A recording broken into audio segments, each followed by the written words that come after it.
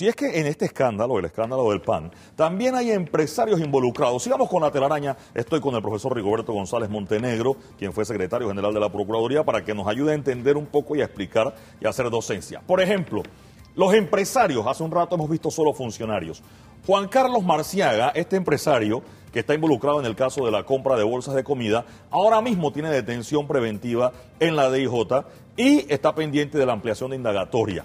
En este caso, él no es servidor público. ¿Cómo entra en este tema de peculado contra el Estado o algo si él no es servidor público, profesor? Porque el Código Penal permite que en casos como este, si el servidor público en la comisión del acto delictivo participaron particulares, ellos no puedan quedar libres sobre pretexto que no es funcionario público.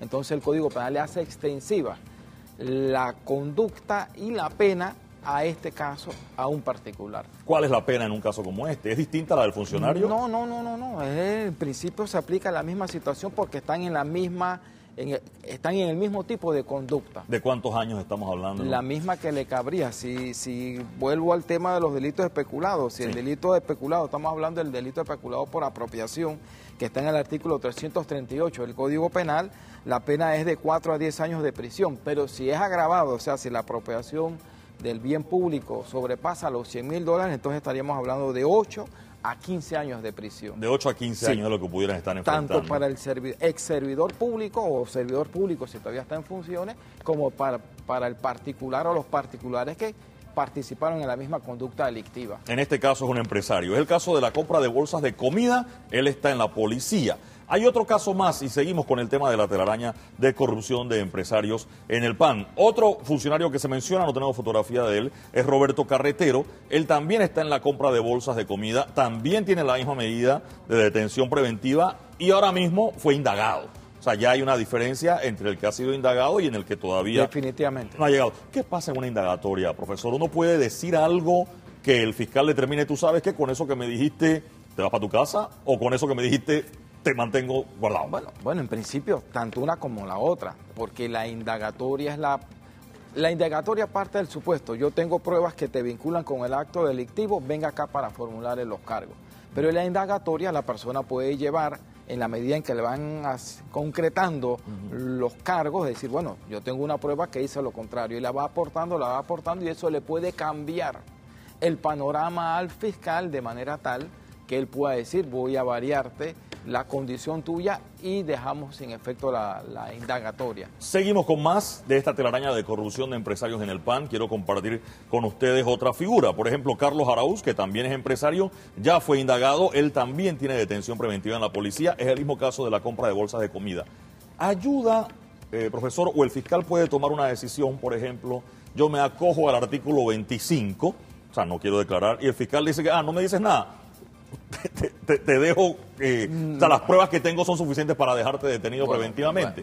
O a veces hablar ayuda. Sí, obviamente que sí, pero no olvidemos que el artículo 25 reconoce un derecho a favor de, y eso no se puede utilizar como un elemento, el guardar silencio incriminatorio de la persona, porque de lo contrario ya lo estaríamos como obligados de esa forma a declarar, lo cual viciaría la diligencia.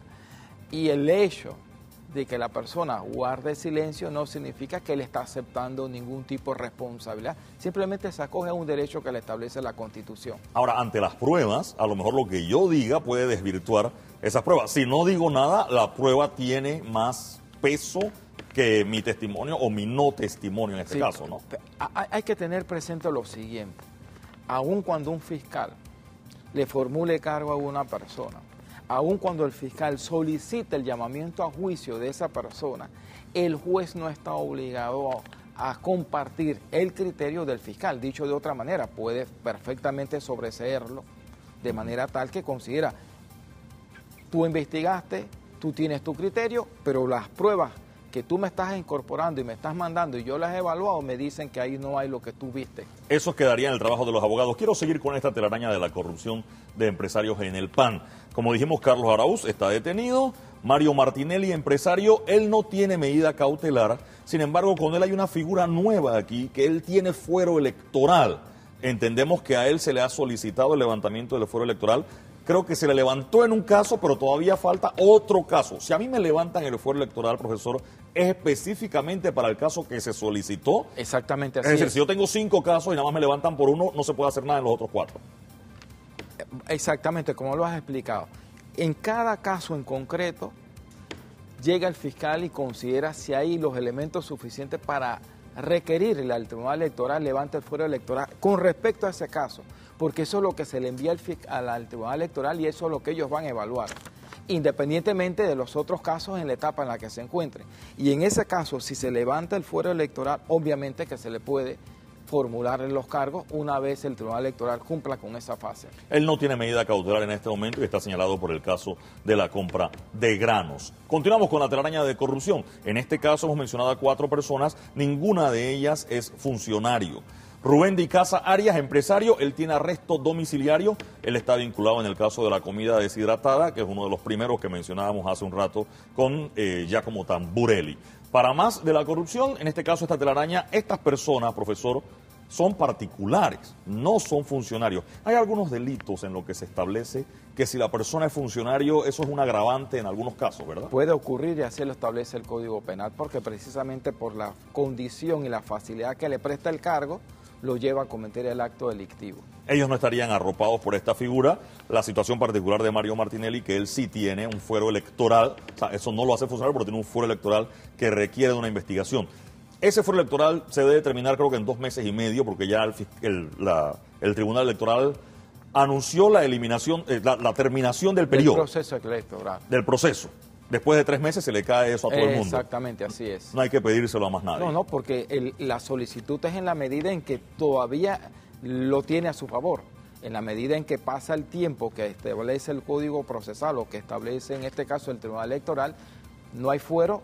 Que voy a solicitar que se levante si no hay fuero. Continuamos con esta telaraña de la corrupción de empresarios en el PAN. En este caso, reiteramos, hay una medida cautelar de arresto domiciliario. Y Paulette Morales, empresaria, ella no tiene medida cautelar en este momento, no ha sido indagada. El caso de ella tiene que ver con la compra de mochilas escolares. Es otro caso donde también está el tema del Ministerio de Educación, porque creo que era plata del Ministerio, o sea, una cuenta, o sea, los fondos de un lado se pasaron a la otra entidad para hacer la compra más rápida. Es lo que habría sido. Bien, son los casos que se han mencionado en el tema de la telaraña de la corrupción de empresarios en el PAN. Estamos conversando hoy con Rigoberto González Montenegro. Moisés Paz, empresario, también, él sí tiene una medida cautelar de detención preventiva, tiene que ver con el caso de la compra de granos. Es el mismo caso de Mario Martinelli, pero reiteremos, Mario Martinelli tiene fuero electoral que todavía tiene que esperar una decisión. Y hay otro caso más en esta telaraña de la corrupción de empresarios en el PAN. Quiero compartir con ustedes. Manuel Ríos Correa, él tiene una medida cautelar distinta, que es la impedimento de salida del país.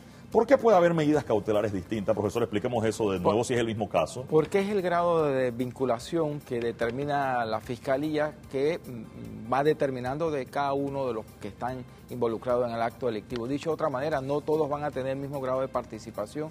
De pronto hay elementos que no acreditan suficientemente lo que señalan con respecto a otro, y es lo que lleva al fiscal a tomar distintas medidas.